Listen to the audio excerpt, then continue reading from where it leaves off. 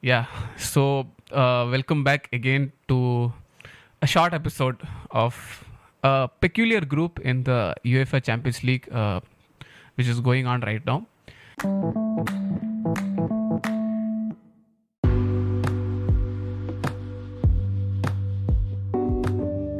If you don't know, it's the Group F, figuratively and literally known as the Group of Death. It includes Dortmund, Paris Saint-Germain, Newcastle United, and AC Milan.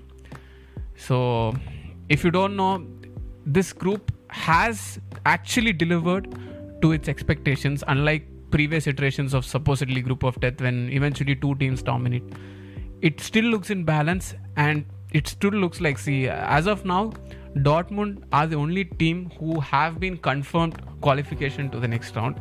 All the other three teams have the realistic possibility of finishing dead last, going into the Europa League, or qualifying.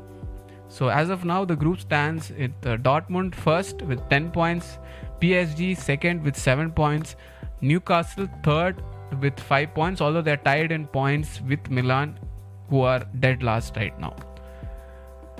Eli, do you have anything to say about this group?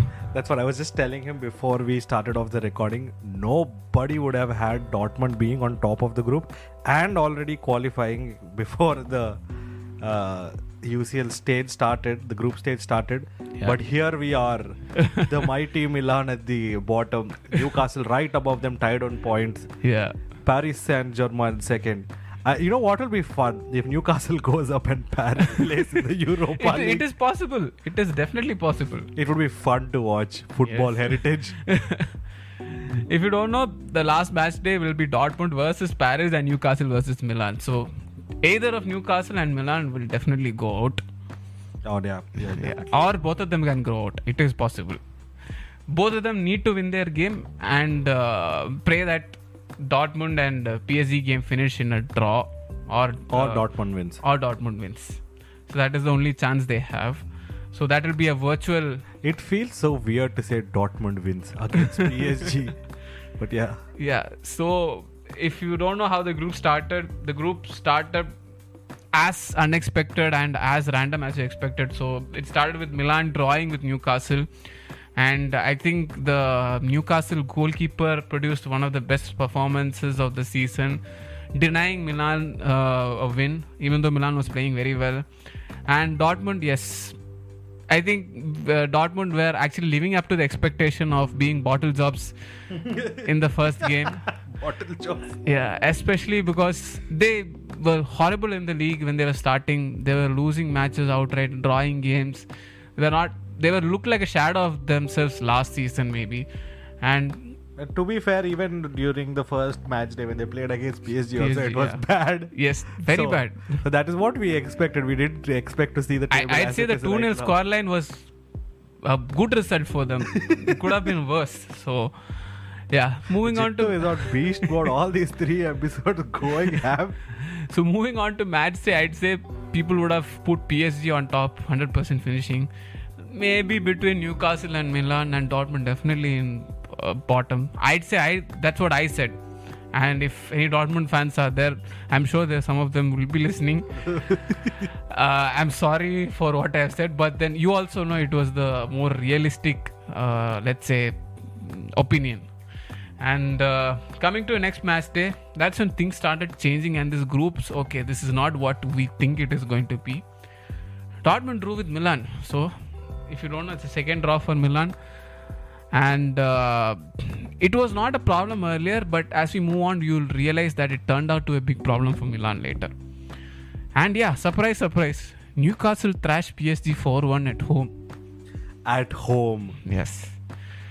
And yeah, I'd say it was possible given the talent Newcastle had, but I didn't expect a 4-1 scoreline as such. Especially PSG were playing quite well in their first game, and now the tables have turned. Now let's say PSG and Newcastle have a chance of going to the next round, and that's where the twist next again comes. Matchday 3, Dortmund beat Newcastle in St. James Park in front of their fans. I did not expect that. I expected a thalping from Newcastle. Legit that. But kudos to Dortmund against all odds. Single goal. Very well. Like the defending was very good. Kobel was on top form. I'd say he's their best player, the keeper right now. And yeah, other match, I think, yeah, Milan's 2 draws backfired. And they faced the huge loss against PSG 3-0. And now suddenly the 2 draws doesn't look that pleasing because they're bottom of the table with 2 points.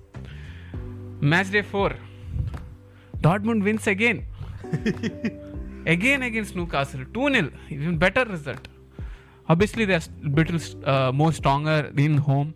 And wonderful display, colorful T4 display by the Dortmund fans as always, yellow wall. And surprise again, Milan beat PSG.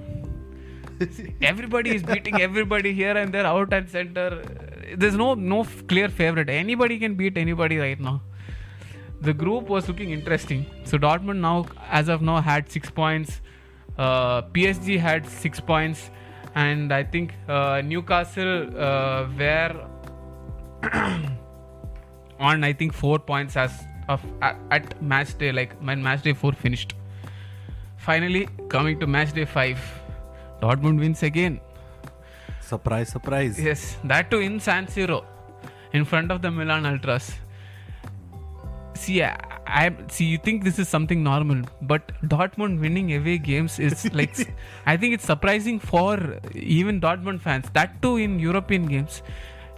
Dortmund have been known for performing poorly in away games, even if the opposition is weak also, but very surprised. And to put it into perspective, this Dortmund team is, I don't know, it's among the weakest teams I've seen in the last 3 years, because they don't have a clear star player. They don't have a Haaland, they don't have a Jude Bellingham, they don't have a Sancho. They don't have any of these huge names that you would instantly recognize.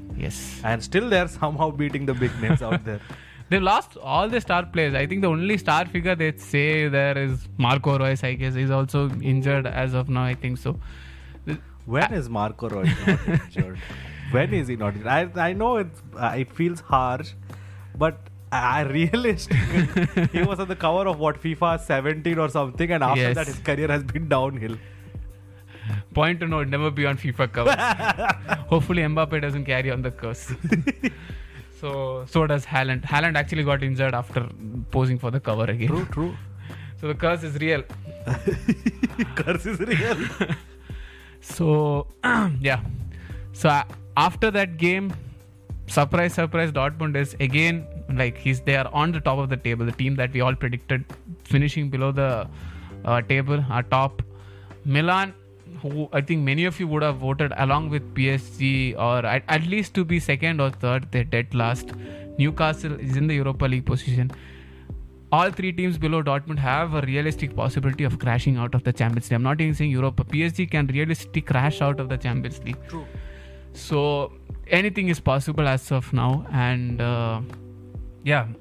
coming to Dortmund, I'd say right now, I think what is helping them is the fact that maybe they don't have star players. True. So I think even their board and their fans, I think the expectation is low. So they don't have the pressure to perform. Pressure is not there. Yes. They would have been happy if they finished third, or even Europa League was happy at this group, I think so. They've performed well. Hopefully this doesn't turn into overconfidence, and hopefully they can carry this team performance that they've been putting up recently. And also recently they have been performing well in the Bundesliga as well.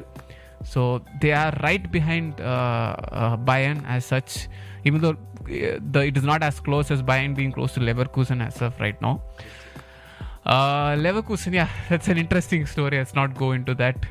If you want, we can cover that in a future episode. Yeah, but for that, someone should text on the group or in the yeah, please. If anybody wants to talk also, please do tell us. If you are in Vellore, we can arrange you to talk, or if you're online, we can manage that also, whichever is possible. Definitely. Yeah. So I think that pretty much sums up. So predictions. Who do you think will be the second team to qualify? I pray to God it's Newcastle. Okay. The thing is, I always keep having these weird hot takes which people keep hating me for. I also said that City should win the CL. Okay. There's a reason why these big spenders should win. So that they stop bloody spending. Stop spending. You're spending the GDP of a small country per season. Please stop spending so much. So if Newcastle at least qualifies the round of 16, it's a major thing for them because after I don't know how many years Champions League football is back at St. James's Park. Yeah. And if they qualify for the round of 16 at the first time of asking, that's a good enough thing for them. Definitely. So they will spend some more to bolster their ranks, but they won't spend astronomical amounts of money suddenly to just push up. Yeah, like Chelsea and like Chelsea. Let's not go Chelsea and Chelsea. No, then the other problem is Yeah. if they climb higher, let's assume they cross the round of 16 into the quarters. Yeah. Now, that's also a big problem for us because if Newcastle goes there, they're like, no, we are not equipped to play in the quarterfinals. Next year they'll go and spend more. So I think The the whole good hierarchy will go. so the good middle ground would be let them qualify for round of 16. Then chill. They leave player for the rest of the world to buy. Okay. Yeah, I think I'll also I actually want Milan to go through because the heritage and all stuff, but I won't be surprised. So PSG, I don't know. I don't know. I'm not a PSG hater. But realistically, I think they might go in. But I pray to God that it's someone from we Newcastle. both prefer anyone other than PSG, I guess. Yes, sir. PSG in the Europa League would be beautiful to watch, boy. Very, very interesting. Imagine Mbappe showing up. He's like, what anthem is this? Where is this playing from? What tune is this? You know what? Another team also could probably head up there. We'll go there next. We are getting enough hate, so let's go all in. So, Group A we are talking about, no? Yes, Group A. See, I knew what you were talking about the second you said it. Would you like to start, sir? Sir, yes, sir. I'll not go into all the details. I'll just read out the table. We'll just go through the... If Jiddu wants, he can go into detail about each match. So, 5 games played by all 4 groups, by all 4 teams in the group. Bayern, Copenhagen, Galatasaray and Man United. Yes. Top of the table. Bayern with 5 games have won all 5. Have won all 5? No. 1 draw. They had 1 draw, yes. So that's 13 points. Yes. And then that's Copenhagen. Surprisingly, second position is Copenhagen. Yes. With a goal difference of -1. Yes. And the point they are standing on is 5 points. What the From the first team, that is Bayern at 13 points, the second team is 5 points. That's an 8-point gap in between them. First and second. And now the third team is Galatasaray, or I don't know how I pronounce that. I don't know if it's right or not. I don't know. Some people say it's Galatasaray. I'm sorry, Turkish fans. That's how English people pronounce it. I know they pronounce it, but yeah, that's the only pronunciation we have. Galatasaray. Okay, so they are also on 5 points, but based on goal difference, they're down. They're -2. And then let's not put any labels on them. Man United at the bottom of their group, 5 games played, -2 goal difference, and points are 4. Yes. This is despite them drawing with mighty Bayern at home. Yes. No, they didn't draw. They lost, huh? They lost, yes. Oh, 4-3. Yeah, 4-3. No, shit. Yes. That was an entertaining game. And it was entertaining in a game entertaining in a way where I was, I don't know, constantly losing my mind. I'm like, what is going on here? What is going on here? Goals out of random, it will come.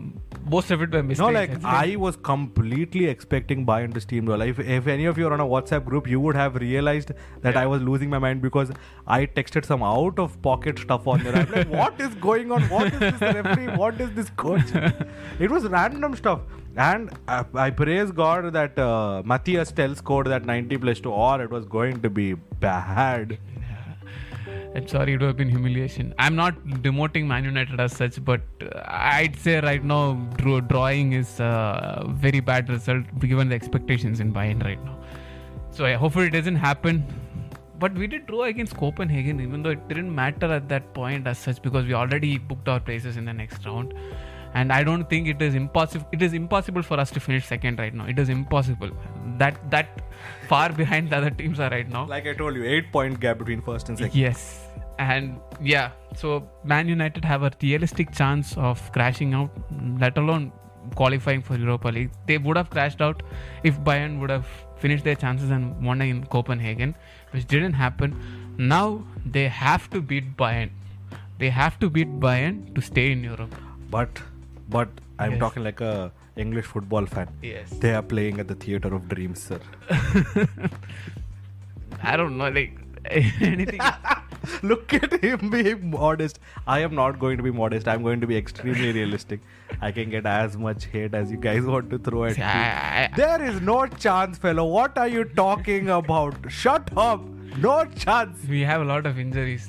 I don't know. Like, Sir, I am not going to, how should I say that? This is not to demean anyone. yeah. But based on how United are playing, and they're playing well at home now. Yes. To be honest, they are. Yeah. Still, I would say even if Bayern played a B team, it would be a draw. It would be a draw. They are so low on confidence. Yeah. There's so much pressure on every single person in that team. Yeah. I think even the person who washes their t-shirts and socks after the game is also under pressure. That's how underperforming they have been over the past few years, and especially this year, the pressure is too much. Yeah. And I still back up my claim that Erik ten Hag should not have left Ajax. Definitely. See where Ajax is. Yeah. And United has not made any era end since Both he came teams are there. sucking. What was the point? Like, he got Anthony for what? Anthony was what? Let's not get into the price tags again. I'll start losing my just mind. mess your mind. Well, we'll not go deeply into that. Like, the discussing about Man United is. I'm not a very big admirer of Man United. I'm not. See, this is a neutral podcast. Let's not go into that part right now. But then we have to talk about Copenhagen and Galatasaray, or Yes. how you pronounce that. Yes. That is interesting because neither of those teams have done anything splendid. Yeah. They have drawn, lost, and I think they won one game each. Yes. Copenhagen won against United only, no? Yes. Both Copenhagen and Galatasaray won against United. That explains why United is down. Yes. So United did win one game against them. That's how they got their 3 points. Yes. I was 1-0 only at home. Yes. So that one is draw bad. against Galatasaray and one win against Copenhagen. But then Copenhagen took them home and bet them 4-3. The same scoreline that they lost to Bayern. Yes. But then Copenhagen surprisingly managed to hold Bayern. So that's a Yes. good thing. Yes. So, anything else should we add on that group, or we'll go on to Group B? Group B, yes. Group B, yeah. Arsenal, I think we would have expected, given the form they are in. I think talent-wise also, I think they were superior to the teams other than like maybe PSV. PSV had a slight chance, but they did lose convincingly to Arsenal. True. So they sit pretty at 12 points as such. And the only loss, surprisingly, was against Lens. I'm sorry, the pronunciation is bad. That's the French pronunciation. Lens. So, interestingly, Sevilla might not even qualify for Europa League. That is what I was about to say. Yes. I will tell you this at the end of the story. But Sevilla, I was like third place, confirmed, going to Europa League, winning and coming. Liverpool and all, no one cares. Sevilla is there, they will take the trophy and go home. Yeah. Surprising, they are last with 2 points. They still have a chance because of the fixtures, because they are playing Lens next. True. So if they beat Lens, like they have to beat them. Draw doesn't suffice. They have to beat them. And Europa League, then I don't know. Usually they go and win it every And that time. group is already done anyway because Arsenal and PSV have already qualified. Yeah. Now, because we have finished that group, I can tell you that I think the most impressive team in Europe this year is PSV.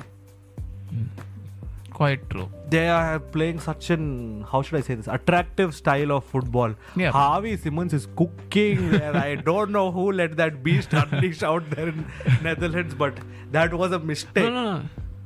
He went to Leipzig. You know, he's in PSV only, no? He's playing in Leipzig. He's on loan now. He was there last year. Last year they were playing quite well, though. Right now he's on loan at Leipzig.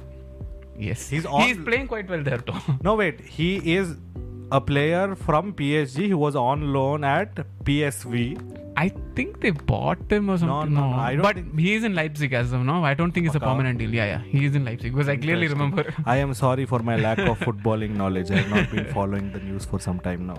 But either way, PSV are still playing quite attractive playing well, football, and they're top of their league right now, I believe. While Ajax was briefly in the relegation zone, and they were, I think, rock bottom also at one point. No, they weren't rock bottom. They were 2 points from. They were rock bottom. They were rock bottom at one point. They were 18th at one point. Now they have gone up. They have gone up to 12th. I was watching a recent video by this guy called Football Iconic on YouTube. Yeah. Oh my God, that guy put it so bluntly. I'm like, oh, that hurts, and I don't even follow that team.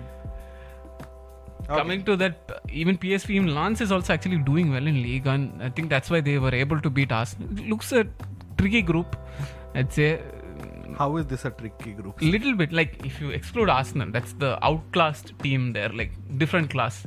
Rest of them, I think. No, sir. Even then, either Sevilla should have finished second or third. The last is just Sevilla, underperforming. They are actually doing not great in the league also this year. Okay. Probably that. But you don't know if they somehow, if the Europa League spot is on the line, they suddenly switch on some beast mode, some I don't know what to say, that nobody has been able to explain it till now. So I think that's all. Do you have anything else to say in the group? No. We'll move on to Group C. Group C, yes. One word, Real Madrid. That's all. They've steamrolled. Not even joking. They've steamrolled through every single team. The Jude Bellingham effect. Yes. I don't know about Messi effect, Ronaldo effect, but the Jude Bellingham effect is definitely real. Yes. I watch La Liga every week and I can confirm. Yes. The Jude Bellingham effect is definitely real. Yeah, they somehow managed to find the winner, like tying minutes, everything from the first game almost. It has been tied, but they have managed to win every single game till now. And the likes of Napoli. There's no point of talking about the other teams. Let's just talk about Jude Bellingham. That fellow, I did not I was doubtful about him fitting in at Real. I'm like, I know he's a star player. I know he's very talented. Yeah. But Real was my feeling. Yeah. He looks completely at home. It's like the club is building around him now. Oh, so good he is. And I'm a Barca fan. I have been a Barca fan since birth. But you can never discount how good their players are, Real's players are. Yeah. Bellingham is something else. Clutch. Especially that Clasico. My God. First goal was wild. Full game Gavi had him checked. Yeah. One touch he got in space. Shot directly in. Yeah. Nothing else. My God. Oof. Oh my God. Yeah, so I don't think you have to talk. I'd say Napoli was disappointing. Union Berlin was atrocious. Hey, Union Berlin's decline also this season has been quite Sudden. concerning. Yes. They're bad in the league. They're bad in this thing. I was quite happy when they qualified. Now I feel like they're badly representing Germany because every other team is performing well. I actually gave Union Berlin more chance than Dortmund. So, see, that's the level of confidence I had in them. At least they'll make it to the Europa League places, which is definitely looking unlikely. Yep. Because they have to beat Real Madrid and No chance. hope that Napoli beat Braga. Braga has been like okay, I'd say. And I think they'll most probably finish in the Europa League places, which itself is a great achievement because to them to qualify for the UCL on top of the traditional heavyweight, let's say, I think Sporting, I think so. So that is a big deal, and they're playing in European competitions. Kudos to them. Nice thing. Hopefully Union Berlin can recover from this and not go on a complete downward trajectory. I think that's all I have to say. Napoli and Real Madrid, I think it's almost sure, unless some miracle happens and Braga thrash Napoli or something like that. So yeah. Group D, interesting. I think most of us would have thought Inter and Benfica would have finished top two. More than Real Sociedad being on top, it's Benfica being rock bottom that is extremely concerning. Yes, with 1 point. -6 goal difference. Benfica. Which means Braga is the better side right now. At least in Europe. Yes. There is one more team though, but yeah, Braga is the better side right now. So yeah, I'd say Sociedad, I think, surprise, I'd say. The group, they've grinded out results. Nobody gave them a chance, but they've managed to grind out the results. I think Inter, we've expected them to be in top two, at least 1 or 2. They were last year's finalists despite being frauds. I am sorry, they played in Barca's group only last year. I know how bad they were. I was so shell-shocked when they made it to the final. That's what we were telling. The pathway, one side was extremely weak and one side was extremely strong. It was like let's say the 2020, the pathway which PSG had and the pathway which Bayern had to reach. And that showed also eventually who won. And Inter played decently in the final, but I don't think they would have reached the final if they were in this side of the bracket. True, definitely. The main title contenders, all of them got knocked out. Mainly because City was a rampant machine, but yeah, at least some of the teams, at least Real or Bayern, you would have expected to see them in the semis or let alone the final also. So this group, I think they've already qualified. This group is done and dusted, I think, so nothing is there. Only the Europa League slot is left to do, and I don't think Benfica, with the form they are in, they'll be able to do anything. So that group is done, I think so yeah, they have a chance, but the goal difference is too much. They have to score 7 goals against Salzburg. No chance. So next one, Group E. We are almost there. F we already talked about, so only 3 groups remaining. So Group E, Atletico Madrid and Lazio. Already qualified. Yes, I think this is the only group I think most people would have predicted. And it went as per expectations. Yes, no surprises here. Probably some people would have expected more from Feyenoord because they were performing quite well.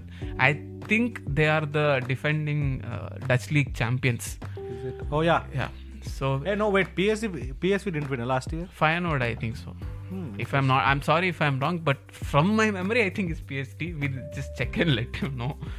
So I think so Atletico Madrid and Lazio, I think they've qualified. So Celtic again have been disappointing, I'd say.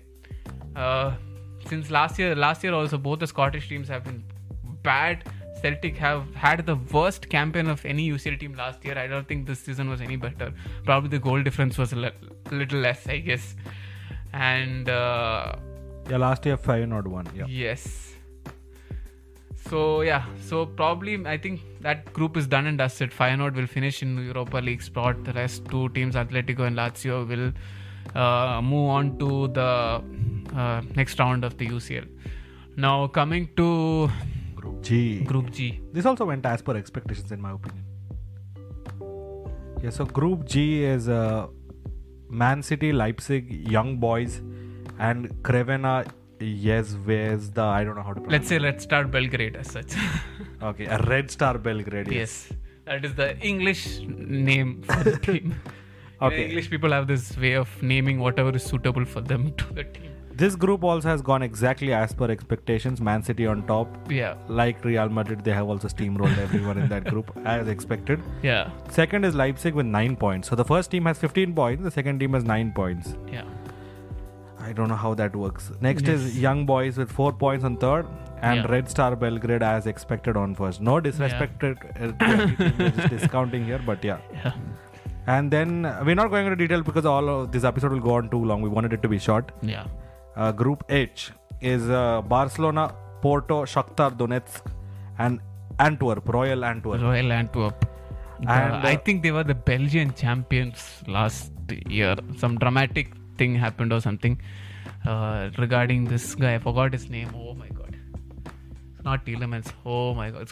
It's a very familiar name if you are following the Premier League. He's quite famous there. Yeah, so not going to that. So Antwerp are last, I think. So yes, Antwerp are last. That was also quite disappointing, I guess. Finishing last, I think. No, but this group was also technically gone as per expectations only. Yeah. But Barca has again underperformed. I don't know. There is some Champions League thing that it's. I don't know. They did qualify, no? So they qualified, but it was not as. How should I say this? Convincing.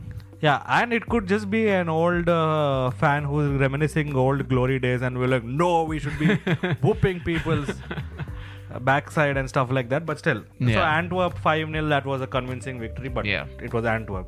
Yeah. Porto was a grind away from home and that we won. Yeah. Shakhtar was a little tricky.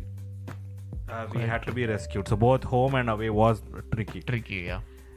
And then obviously Antwerp is next up. And then Porto also. Porto is, how should I say this? How many points are they on? Porto is 9. 9. Oh, so they are in Shakhtar. 9 or 7? 9, yeah. Shakhtar and Porto are on the same points. Yeah. Oh, so that will be interesting. The last game is interesting, yes. Who was facing last game? No, Porto against Shakhtar only. Oh, so virtual pre-quarter. Yes, so it'll be interesting to watch that group. Yeah. And Antwerp, everyone has been using them as punching bags. So they are on 0 points. I'm sorry, that's the truth. They're on minus 12 goal difference. 5 games with 0 points. Yes. So yeah, that's our Champions League roundup. Yes. I don't know how the round of 16 is going to go. The draw, we'll talk about it when that time comes. I know it's early, but who do you think will go all the way? All the way, win it? Yeah. I am rooting for Bayern this year. I'm not rooting for them, but I'm expecting them to win. I still think City, sir. No, sir. Not I put Bayern third. I'm actually thinking, this is Carlo Ancelotti's maybe last season at Real. Maybe it's Real's time to get it again, especially with a new superstar on the rise. So it could be. See, that would be nice for the football heritage, but the gap will go so much from the top. That'll be the 15th. Gap is already too much. So what am I saying? So either it will be Bayern or Real. I'm not expecting any random. City? No, City. 100% not. City, sir, I will just refer you to one game, sir. Chelsea 4, City 4, sir. They are and vulnerable. immediately after that, Chelsea, next game, they played against Newcastle, I think, and they lost 4-1. Yeah. And I don't know what excuse we're going to make for it. Players are injured, this, that, and all. Yeah. But that was a game that they should have been doing a lot well. They have the depth. I think Chelsea was in some, close to relegation than on to top. Yeah, no, exactly. And Chelsea's players and coach and everything was all of them were under so much pressure because they were underperforming so badly. Yeah. You should have been capitalizing on that. Definitely. Instead, that game was like watching ping pong back and forth, back and forth, back and forth, back and forth. I didn't watch the game also. I woke up at like some 3 in the night. I saw my phone. They were like PL Classic. I'm like, I have to watch this. So I watched the whole replay of the game. And it was quite interesting. Yeah. And it was not interesting in a way that Chelsea played some remarkably brilliant football or something. Yeah. Chelsea played how they are expected to play based on the players they have and the amount of money they have been spending. Yeah. City just underperformed in my opinion. Quite true. So based on freak results like that, I don't think City has it in it this year to push through, especially with De Bruyne out. And Haaland is not scoring because he doesn't get the same service that he had when De Bruyne was there. Yeah. And when Mahrez was there was a good support. I'm not discounting Julian Alvarez, Phil Foden, nobody. All of them are brilliant players. But last year Mahrez was on some other planet. Yeah. He is. I know that fellow has a good curve on the ball. He can take good free kicks. But last year he scored like 3 in 3 games or some mad stat like that. I'm like, okay, what Messi level stuff is this? And then De Bruyne also was very good last year. So Haaland was scoring goals for fun. This year he's found it a lot tougher. And more times than once the defenders had to score from corners to salvage the game. Yeah. Or Julian Alvarez had to come and save the day. Yeah. So it's not been a Haaland show all the way as it was last year. And to put it into perspective, in the European competitions last year was not a Haaland show. He didn't score in the quarter, semis or the finals. Yeah, most of his goals came before that. Group stage itself, I think he would have scored 10. No, but this is also going deeply off topic. But we also have to realize that when we say that this striker is not scoring, this striker is not scoring. I have the same problem with Lewandowski at Barca also. I understand because these people are the ones who give the goals. The opposition will usually traditionally mark them more and try to keep them out of the game as much as possible, which is why they find the going tough. But that's where great players differentiate themselves from good players. True. So that is what we are expecting from people like Haaland, Lewandowski and people on like that scale. Yeah. I'm not putting Haaland on the same pedestal as Lewandowski. No, I will never do that. I'm just trying to give you an example. Yeah, I think both of us have put Real Madrid as common because they've been good, I'd say. I don't see any as much. Real Madrid don't have a striker, sir. Yeah. And the current person for the Pichichi leading the Pichichi race right now is none other than Jude Bellingham. Who's the midfielder? Central midfielder. I think actually to close out this episode I'll put that Bellingham song.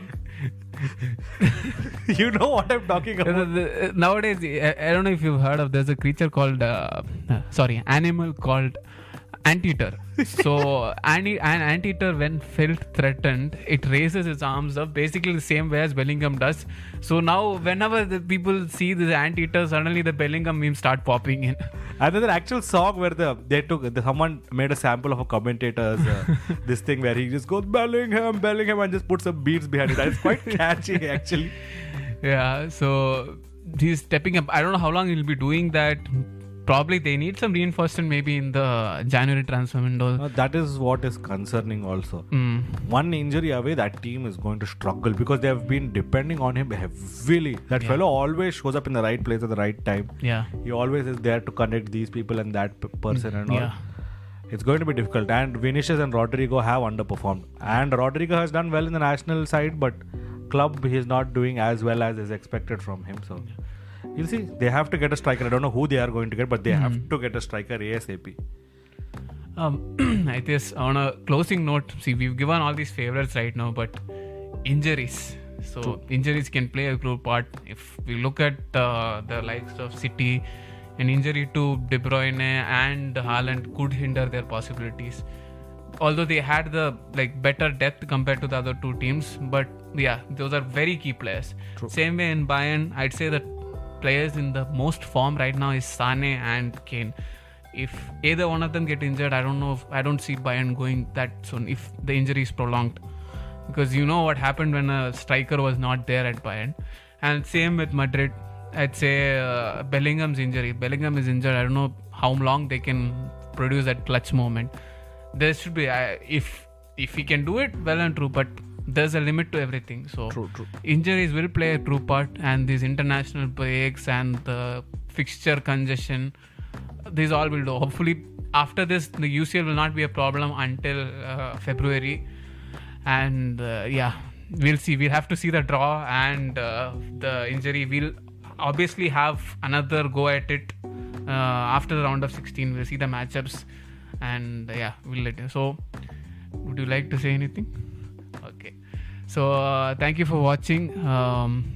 Follow us on YouTube, and watch our podcast on Spotify, Google Podcasts, Apple Podcasts, wherever you know it is there. And keep sharing, keep listening, and whoever has listened till now and patiently, because we've not uploaded in a long time, thank you. Thank you so much. And I know we have a plan, but I don't think we'll put another one before Christmas or New Year. So Merry Christmas and Happy New Merry Year. Christmas and Happy New Year advanced. Thank you for watching. Bye bye.